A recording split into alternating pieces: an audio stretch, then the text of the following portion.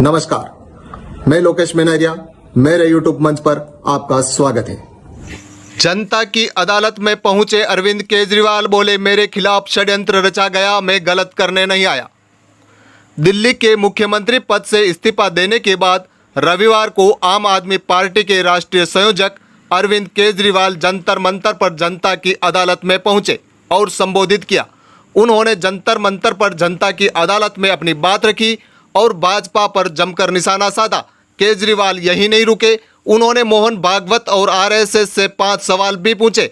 बता दें कि केजरीवाल ने इस्तीफा देते हुए कहा था कि वो जनता की अदालत में जाएंगे, वे सीएम की कुर्सी पर तभी बैठेंगे जब जनता उन्हें ईमानदारी का प्रमाण पत्र देगी। जनता को संबोधित करते हुए अरविंद केजरीवाल ने कहा कि मैंने अपनी जिंदगी में केवल इज्जत कमाई है, मैंने इस्तीफा दिया है, कुछ दिन में मैं मुख्यमंत्री आवास खाली कर दूंगा। आज दिल्ली में मेरे पास रहने के लिए घर भी नहीं है, मैंने 10 साल में केवल आपका आशीर्वाद कमाया है। मैंने इस्तीफा इसलिए दिया क्योंकि मैं भ्रष्टाचार करने नहीं आया था, मुझे सत्ता का लालच, सीएम की कुर्सी की भूख नहीं है। मैं पैसे कमाने नहीं आया, पैसे कमाने होते तो मैं इनकम टैक्स की नौकरी करता था, उसमें करोड़ों रुपए कमा लेता। अरविंद केजरीवाल ने कहा कि मेरे खिलाफ षड्यंत्र रचा गया, मेरे नेताओं को जेल भेजा गया, मैं देश बदलने के लिए आया हूं, मैं कुछ गलत करने नहीं। हमें चुनौती दी गई, चुनाव लड़ लो। 2013 में ईमानदारी से चुनाव लड़े, लोग कह रहे थे इनकी जमानत जब्त होगी, लेकिन पहली ही बार में सरकार बना दी। सरकार बनने के बाद दिल्ली में बिजली, पानी, बस यात्रा फ्री, बच्चों की शिक्षा सबको फ्री कर दिया। भाजपा को लगा कि अरविंद केजरीवाल को भ्रष्टाचारी घोषित कर दो, उन्होंने हमारी पार्टी के बड़े नेताओं को जेल में डाल दिया। जैसे ही नवरात्र आएंगे मैं घर छोड़ दूंगा, आप में से किसी के भी घर आके रह लूंगा। केजरीवाल ने कहा कि मुझे सबसे कठिन कानून पीएमएलए एक्ट के तहत फंसाया, लोगों ने बताया कि यह बहुत लंबा चलेगा, तब मैंने यह सोचा कि मैं जनता की अदालत में जाऊंगा। मैं भ्रष्टाचार के दाग के साथ नहीं जी सकता। मैं दिल्ली की जनता से पूछना चाहता हूं कि अगर मैं बेईमान होता तो क्या मैं दिल्ली की बिजली फ्री कर पाता? बिजली फ्री करने के लिए 300 करोड़ रुपए लगते हैं। अगर मैं बेईमान होता तो क्या पानी फ्री कर पाता? क्या अच्छा स्कूल दिल्ली में बन पाते? मैं भ्रष्टाचारी होता तो सारे पैसे खा जाता। आने वाले चुनाव एक अग्नि परीक्षा है। अगर आपको लगता है कि केजरीवाल ईमानदार है तो केजरीवाल को वोट दे देना। केजरीवाल ने भाजपा पर जमकर निशाना साधते हुए कहा, भाजपा की कई प्रदेशों में सरकार है लेकिन कहीं पर भी बिजली फ्री नहीं है। फिर आप भी बताइए कि चोर कौन है? क्या केजरीवाल चोर है या केजरीवाल को जेल भेजने वाले चोर है? आरएसएस के प्रमुख से 5 सवाल भी पूछे। पहाड़ों की चट्टानों पर एक बार जोरदार तालियों के साथ हम स्वागत करेंगे हमारे मुखिया, हमारे बड़े भाई अरविंद केजरीवाल जी का। भारत माता की, भारत माता की, भारत माता की, भारत माता की, इनकलाब, वंदे वंदे।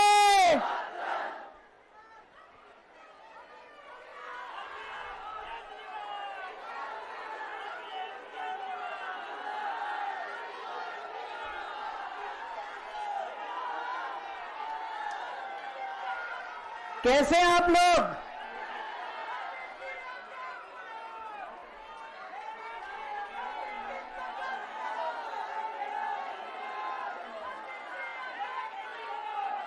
दोस्तों,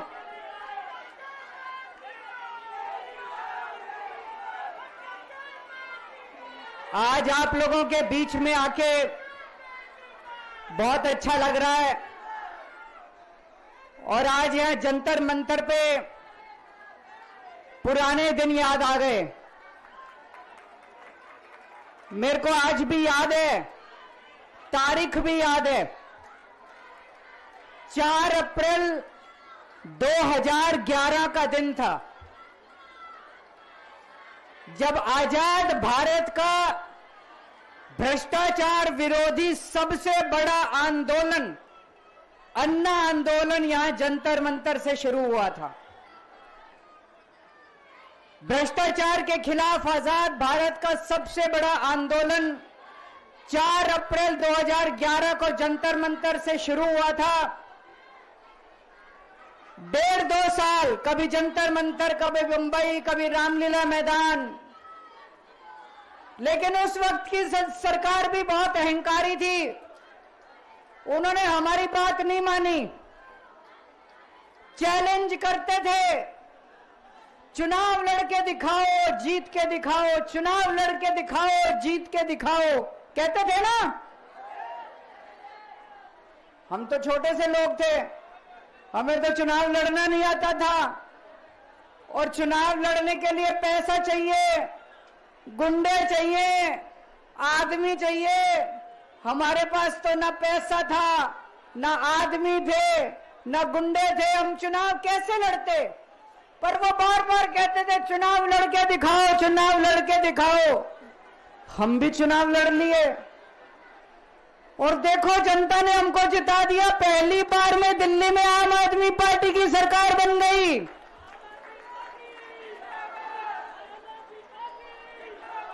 देश के अंदर हमने 2013 में चुनाव हुए थे, देश के अंदर साबित कर दिया ईमानदारी से चुनाव लड़े भी जा सकते हैं और ईमानदारी से चुनाव जीते भी जा सकते हैं। जब हम चुनाव लड़े थे उन दिनों में, तो ये कहते थे सारे पार्टी वाले, अरे इनकी तो जमानत जब्त होएगी, केजरीवाल की जमानत बच जाए चाहे। पहली बार में सरकार बन गई थी दिल्ली के अंदर हमारी 49 दिन की सरकार। ईमानदारी से चुनाव लड़े थे हम, हमारे पास कोई पैसा नहीं था, कोई आदमी नहीं था, ईमानदारी से चुनाव लड़े थे। देश में साबित कर दिया कि ईमानदारी से चुनाव लड़े जा सकते हैं।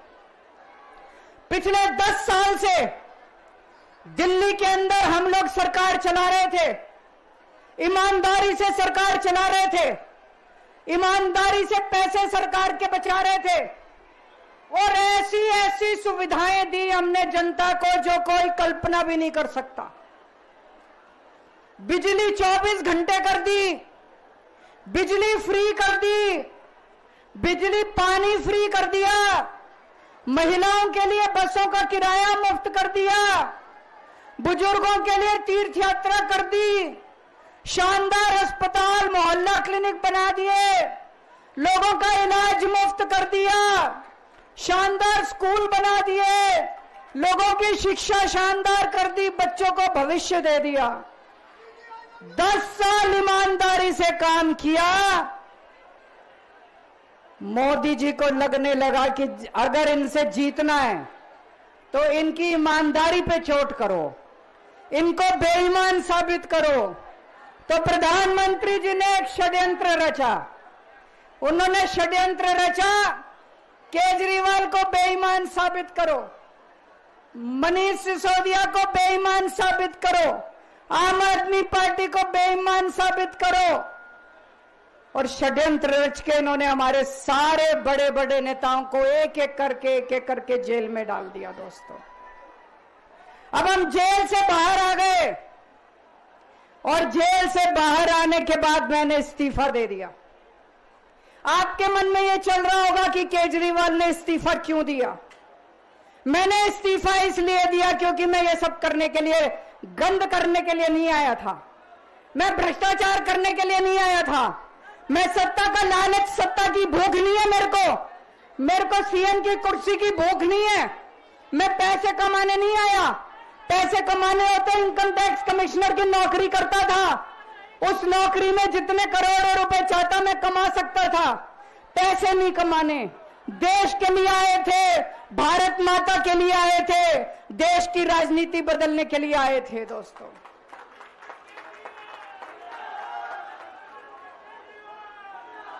इन नेताओं को फर्क नहीं पड़ता, इन नेताओं की मोटी चमड़ी है, इनके ऊपर जितने मर्जी आरोप लग जाए, इन नेताओं को फर्क नहीं पड़ता। दोस्तों, मैं नेता नहीं हूं, मेरी मोटी चमड़ी नहीं है, मेरे को फर्क पड़ता है। मेरे पे जब ये कीचड़ फेंकते हैं बीजेपी वाले, मेरे को जब ये चोर कहते हैं, मेरे को जब ये भ्रष्टाचारी कहते हैं, मेरे को जब ये गाली देते हैं, मेरे को फर्क पड़ता है। आज मैं बहुत दुखी हूं, आज मेरी आत्मा पीड़ित है, मैं अंदर से बहुत दुखी हूं, और इसीलिए मैंने इस्तीफा दिया। मैंने अपनी जिंदगी में केवल इज्जत कमाई है, मैंने अपनी जिंदगी में केवल ईमानदारी कमाई है। मेरे बैंक में कोई पैसा नहीं है, मेरी पार्टी के बैंक में कोई पैसा नहीं है, मैंने केवल इज्जत कमाई है। आज 10 साल के बाद जब मैंने इस्तीफा दिया है, थोड़े दिन में मैं सीएम का बंगला छोड़ दूंगा। आज दिल्ली के अंदर मेरे पास घर भी नहीं है रहने के लिए। मेरे को कई लोग कहते हैं कैसा आदमी है यार तू, 10 साल राजनीति करी, 10 साल सीएम रह गया, 10 साल में तो 10 कोठियां बन जाती, 10 घर बन जाते, 10 प्लॉट बन जाते। मैंने कुछ नहीं कमाया 10 साल के अंदर, केवल आपका आशीर्वाद कमाया, आपका प्यार कमाया है 10 साल के अंदर। और उसी प्यार का नतीजा है आज जब मैं घर छोड़ूंगा, मेरे पास इतने लोगों के फोन आ रहे हैं, इतने लोगों के मैसेज आ रहे हैं, जी मेरा घर ले लो, मेरा घर ले लो, मैं किराया नहीं लूंगा, मेरा घर ले लो। मैं आप सब लोगों का शुक्रिया अदा करता हूं। अभी श्राद्ध चल रहे हैं, श्राद्ध खत्म होने के बाद जैसे ही नवरात्रे शुरू होंगे, मैं सीएम आवास छोड़ दूंगा और आप में से ही किसी के घर आके मैं आपके साथ रहना चालू कर दूंगा।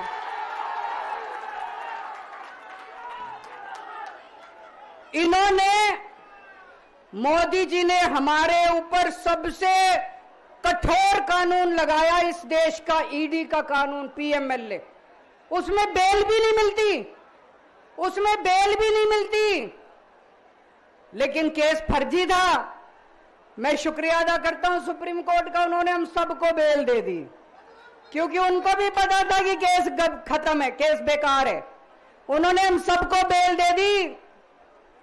लेकिन जैसे मैंने कहा, मैंने केवल ईमान, जब मैं जेल से आया मैंने मन में सोचा था जब तक कोर्ट मेरे को बाइज्जत बरी नहीं कर देता मैं दोबारा कुर्सी पे नहीं बैठूंगा। लेकिन मेरे को वकीलों ने कहा यह केस अभी 8 साल चल सकता है, 10 साल चलेगा, 15 साल चलेगा, यह केस का कोई भरोसा नहीं है, यह केस अभी बहुत लंबा चलेगा। तो मैंने तय किया मैं अपनी जनता की अदालत में जाऊंगा, जनता से पूछूंगा कि जनता मेरे को बताए कि मैं बेईमान हूं कि मैं ईमानदार हूं। मैं दाग के साथ नहीं जी सकता, दाग के साथ काम करना तो दूर की बात है, मैं इस दाग के साथ मैं जी भी नहीं सकता, मैं जिंदा भी नहीं रह सकता। मैं आपसे पूछना चाहता हूं, अगर मैं बेईमान होता क्या मैं दिल्ली में बिजली फ्री कर सकता था? दिल्ली में बिजली फ्री करने के 3000 करोड़ रुपए लगते हैं। अगर मैं बेईमान होता ये 3000 करोड़ रुपए खा जाता, बिजली फ्री करने की क्या जरूरत थी? अगर मैं बेईमान होता क्या मैं महिलाओं का किराया फ्री करता? क्या जरूरत थी फ्री करने की? पैसे खा जाता सारे। अगर मैं बेईमान होता क्या आपके बच्चों के लिए स्कूल बनवाता? सारे पैसे खा जाता। अगर मैं बेईमान होता आपका इलाज मुफ्त करता, पैसे खा जाता सारे। इन लोगों की 22 राज्यों में सरकार है, 22 राज्यों में कहीं बिजली फ्री नहीं है। तो चोर कौन है? इनकी 22 राज्यों में सरकार है, कहीं महिलाओं का किराया फ्री नहीं है, तो चोर कौन है? आज आपके बीच में आया हूं, आपसे पूछने के लिए आया हूं, केजरीवाल चोर है या केजरीवाल को जेल भेजने वाले चोर हैं? जिन जिन लोगों को लगता है केजरीवाल ईमानदार है, हाथ खड़े करके बता दो जरा से। ये कैमरे वाले जरा से दिखा दो कि दिल्ली की जनता क्या सोचती है।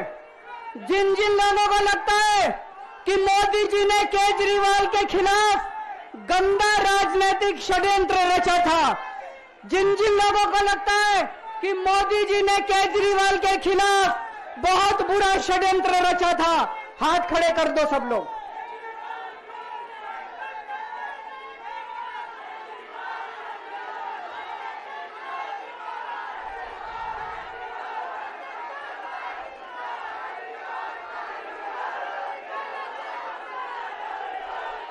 एक बात और करना चाहता हूं आज आपसे। एक बात और करना चाहता हूं, बड़े ध्यान से सुनना। एक बात और बहुत जरूरी बात है, सारे जने बड़े ध्यान से सुनना। ये आरएसएस वाले कहते हैं हम राष्ट्रवादी हैं, आरएसएस वाले कहते हैं हम देशभक्त हैं। आज मैं पूरे सम्मान के साथ, आरएसएस के प्रमुख हैं श्री मोहन भागवत जी, मैं पूरे सम्मान के साथ मोहन भागवत जी से 5 प्रश्न पूछना चाहता हूं और आपका समर्थन चाहता हूं। अगर मैं कोई गलत प्रश्न पूछूं तो बता देना, और सही प्रश्न पूछूं तो मैं आपसे हाथ खड़ा करवा के पूछूंगा। मेरा पहला प्रश्न है मोहन भागवत जी से, जिस तरह मोदी जी देश भर में लालच देके या ईडी और सीबीआई की धमकी देके, डरा के दूसरी पार्टी के नेताओं को तोड़ रहे हैं, पार्टियां तोड़ रहे हैं, सरकारें गिरा रहे हैं, क्या यह देश के लिए सही है? मैं मोहन भागवत जी से पूछना चाहता हूं, क्या आप नहीं मानते कि यह भारतीय जनतंत्र के लिए हानिकारक है? पूछना चाहिए कि नहीं पूछना चाहिए मोहन भागवत जी से? मेरा दूसरा प्रश्न है उनसे, देश भर में सबसे भ्रष्टाचारी नेताओं को मोदी जी ने अपनी पार्टी में शामिल करवा लिया। जिन नेताओं को कुछ दिन पहले मोदी जी ने खुद सबसे भ्रष्टाचारी बोला, जिन नेताओं को अमित शाह जी ने खुद भ्रष्टाचारी बोला, कुछ दिन के बाद उनको बीजेपी में शामिल करा लिया। मैं मोहन भागवत जी से पूछना चाहता हूं, क्या इस प्रकार की राजनीति से आप सहमत हो? क्या आपने कभी ऐसी बीजेपी की कल्पना की थी? पूछना चाहिए कि नहीं पूछना चाहिए मोहन भागवत जी से? मेरा तीसरा प्रश्न है मोहन भागवत जी से, बीजेपी आरएसएस की कोख से पैदा हुई है कि नहीं है? कहा जाता है यह देखना आरएसएस की जिम्मेदारी है कि बीजेपी पथभ्रष्ट ना हो। मैं मोहन भागवत जी से पूछना चाहता हूं, क्या आप आज की बीजेपी के इन कदमों से सहमत हैं? क्या आपने कभी मोदी जी से यह सब ना करने के लिए बोला? मोहन भागवत जी बताएं कि क्या आपने मोदी जी को यह सब गलत हरकतें करने से रोका कभी? पूछना चाहिए नहीं पूछना चाहिए? मेरा चौथा प्रश्न है मोहन भागवत जी से, जेपी नड्डा जी ने लोकसभा चुनाव के दौरान उन्होंने कहा कि बीजेपी को अब आरएसएस की जरूरत नहीं है। आरएसएस बीजेपी की मां समान है कि नहीं है? क्या बेटा इतना बड़ा हो गया कि मां को आंखें दिखाने लग गया? क्या बेटा इतना बड़ा हो गया कि आज मां को आंखें दिखाने लग गया? जिस बेटे को पाल पोस के बड़ा किया, जिस बेटे को प्रधानमंत्री बनाया, आज वो बेटा पलट के मां को अपनी आंखें दिखा रहा है। मातृतुल्य संस्था आरएसएस, आज वो बेटा अपनी मातृतुल्य संस्था को आंखें दिखा रहा है। मैं मोहन भागवत जी से पूछना चाहता हूं, जब नड्डा जी ने ये कहा तो आपके दिल पे क्या गुजरी, आप जरा बताइए इस देश को। क्या आपको दुख नहीं हुआ? मैं आरएसएस के हर कार्यकर्ता से पूछना चाहता हूं, जब नड्डा जी ने कहा कि हमें आरएसएस की जरूरत नहीं है, क्या आरएसएस के हर कार्यकर्ता को दुख नहीं हुआ? मेरा पांचवा प्रश्न मोहन भागवत जी से मैं कहना चाहता हूं, आप ही लोगों ने मिलकर कानून बनाया था कि 75 साल के होने पे कोई भी व्यक्ति रिटायर होगा। इस कानून के तहत आडवाणी जी को रिटायर कर दिया, मुरली मनोहर जी जैसे बड़े बड़े नेताओं को रिटायर कर दिया, बीसी खंडूरी जी को रिटायर कर दिया, कलराज मिश्र को रिटायर कर दिया, शांता कुमार को और पता नहीं कितने लोगों को रिटायर कर दिया। अब अमित शाह जी कह रहे हैं कि यह नियम मोदी जी पे लागू नहीं होगा। तो मैं मोहन भागवत जी से पूछना चाहता हूं, क्या आप इससे सहमत हो कि जो नियम आडवाणी जी पे लागू हुआ वो मोदी जी पे लागू नहीं होना चाहिए? आप ये पूछना चाहते हैं कि नहीं पूछना चाहते? पूरा देश आज मोहन भागवत जी से ये प्रश्न पूछना चाहता है। एक और बात रखना चाहता हूं मैं, प्रश्न के रूप में नहीं है। आज हमारे देश के अंदर शिक्षा व्यवस्था का बहुत बुरा हाल है। जिनके पास पैसा है वो अपने बच्चों को प्राइवेट स्कूलों में भेज देते हैं, जिनके पास पैसा नहीं है वो मजबूरी में सरकारी स्कूलों में भेजते हैं। 75 साल के अंदर सरकारी स्कूलों का बेड़ा गर्क कर दिया हर सरकार ने इस देश के अंदर। लेकिन ऊपर वाले की कृपा है कि ऊपर वाले ने इस देश को एक मनीष सिसोदिया दे दिया। 75 साल के बाद इस देश में एक ऐसा शख्स आया जिसने गरीबों के बच्चों को भविष्य की एक उम्मीद दी। एक रिक्शे वाले का बेटा, मजदूर का बेटा, किसान का बेटा, जिसे कोई उम्मीद ही नहीं बची थी कि मेरे बच्चे बड़े होकर कुछ बन सकते हैं, आज उनके बच्चों को अच्छी शिक्षा देकर मनीष सिसोदिया ने उनको उम्मीद दी है। ऐसे मनीष सिसोदिया को प्रधानमंत्री मोदी जी ने 2 साल जेल में रखा। मनीष सिसोदिया की जिंदगी उसकी अपनी जिंदगी नहीं है। मनीष सिसोदिया की जिंदगी देश की जिंदगी है। मनीष सिसोदिया का एक एक जिंदगी का पल इस देश का पल है। ये 2 साल मनीष सिसोदिया के खराब नहीं हुए, ये 2 साल इस देश के खराब हुए हैं। अगर आज मनीष सिसोदिया जेल के बाहर होता, न जाने कितने और नए स्कूल बनते, न जाने कितने बच्चों को शिक्षा मिलती। तो मैं मोहन भागवत जी से भी पूछना चाहता हूं कि क्या आरएसएस इस किस्म की हरकतों से सहमत है? ये सारे प्रश्न आज मैंने मोहन भागवत जी के सामने रखे हैं। मैं उम्मीद करता हूं कि वो इन प्रश्नों के जवाब देंगे। और ये प्रश्न केवल मोहन भागवत जी के लिए नहीं है। इस देश से प्यार करने वाले हर शख्स, इस देश के हर देशभक्त को, भारत माता की पूजा करने वाले भारत माता के हर सपूत को मैं ये प्रश्न पूछना चाहता हूं। इस पे चिंतन जरूर करना।